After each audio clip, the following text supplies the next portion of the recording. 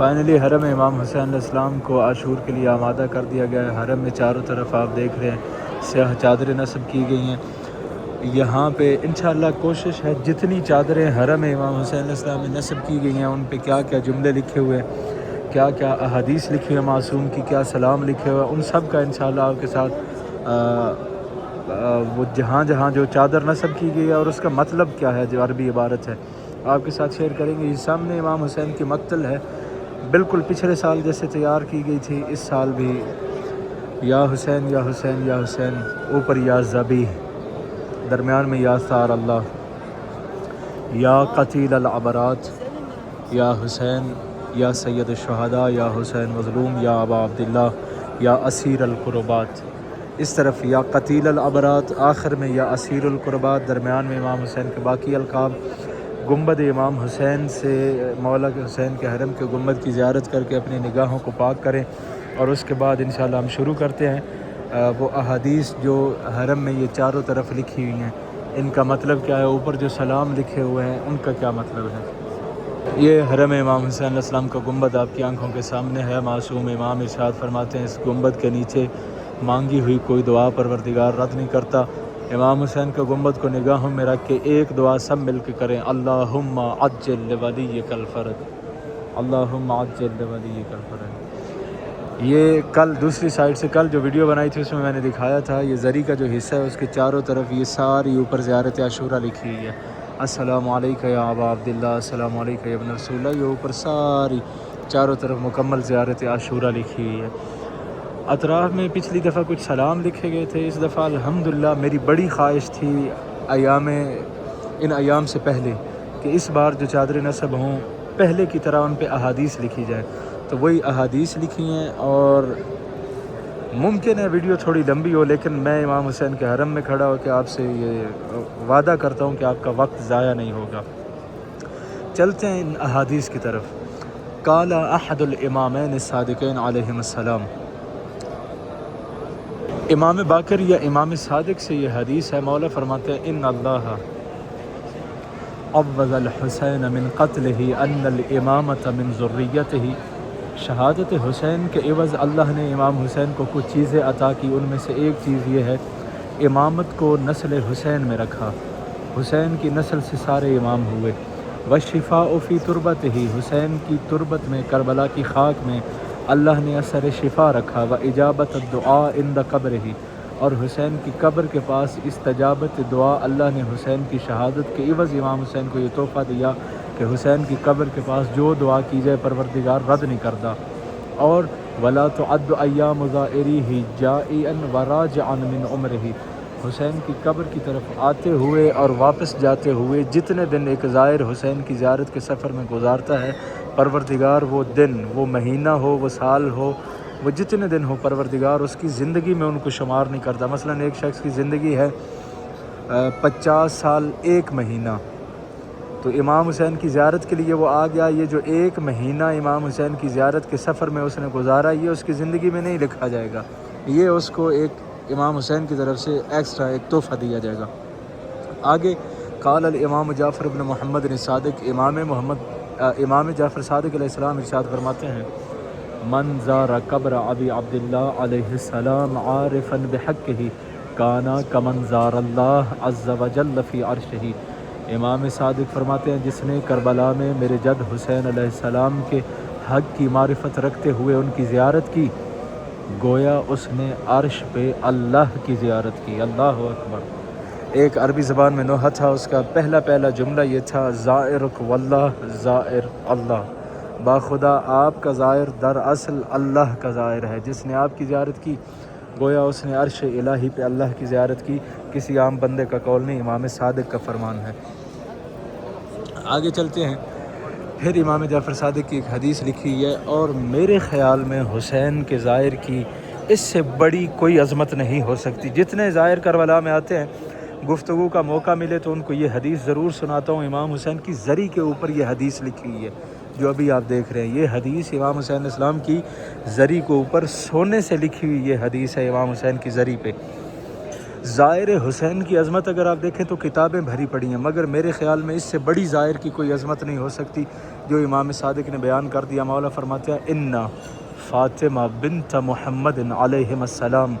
تحضر لزوار قبر ابن الحسین علیہ السلام فتستغفر لهم ذنوبهم۔ امام صادق فرماتے ہیں میری جدہ فاطمہ الزہرا اپنے بیٹے حسین کی قبر کی طرف آنے والے زائرین کا بڑھ کے استقبال کرتی ہیں۔ سوچئے وہ شہزادی جس کے استقبال میں پورا میدان معاشر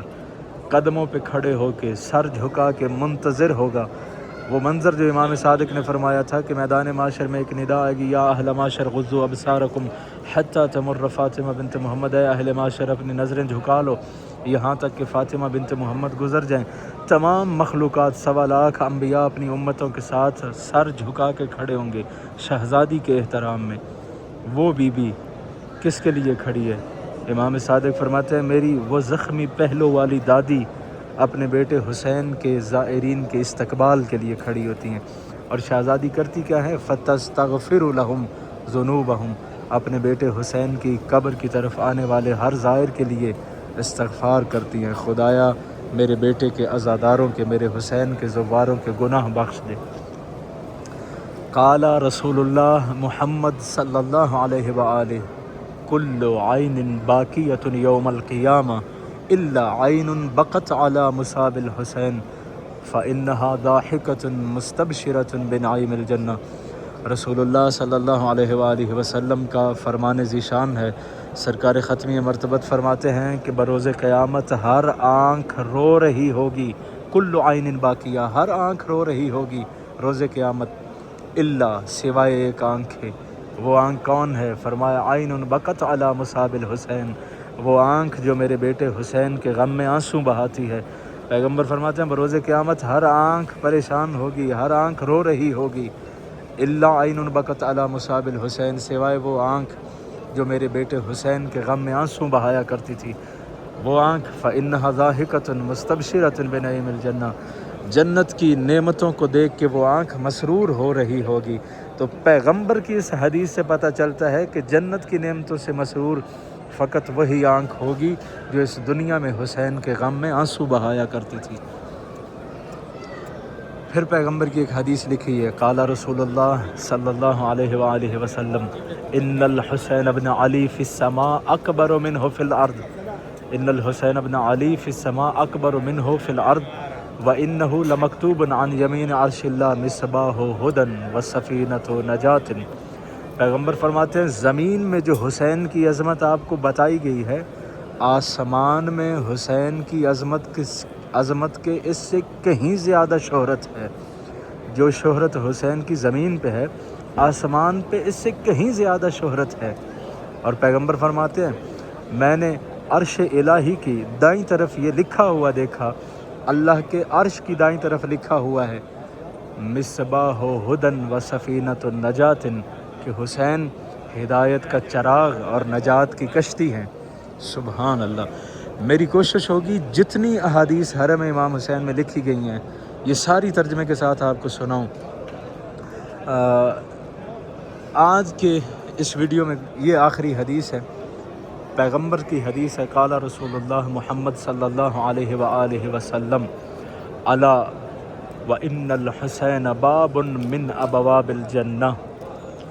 یاد رکھو میرا یہ حسین جنت کے دروازوں میں سے ایک دروازہ ہے، من عاداہ، جس نے اس سے عداوت کی، جس نے میرے اس حسین سے دشمنی کی، حرم اللہ علیہ رائحۃ الجنہ،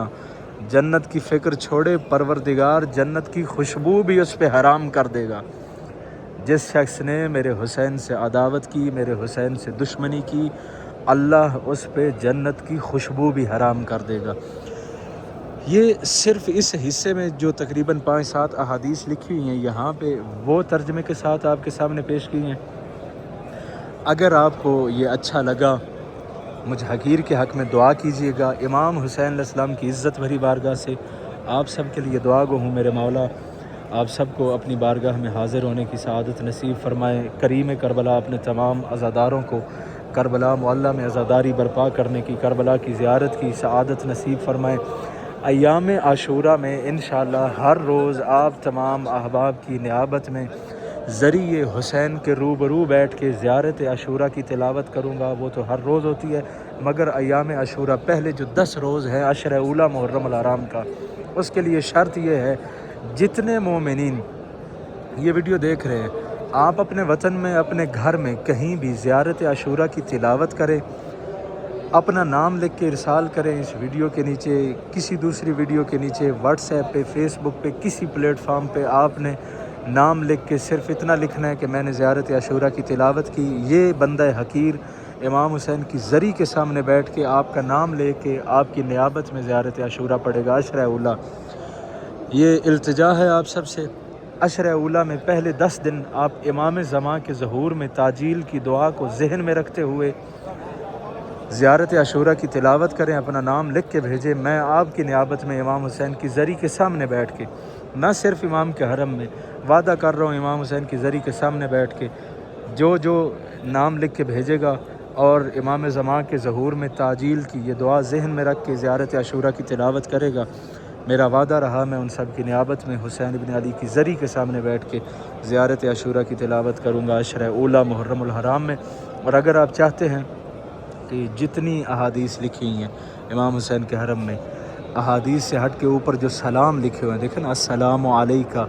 یا ام المصائب یا زینب، بہت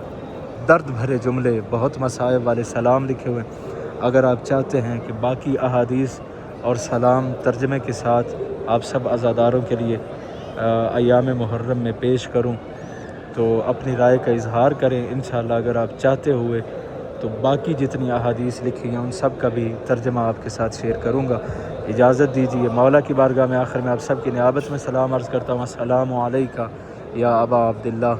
السلام علیکہ یا ابن رسول اللہ، السلام علیکہ یا ابن امیر المؤمنین و ابن سید الوصیین، السلام علی الحسین وعلی علی ابن الحسین وعلی اولاد الحسین وعلی اصحاب الحسین.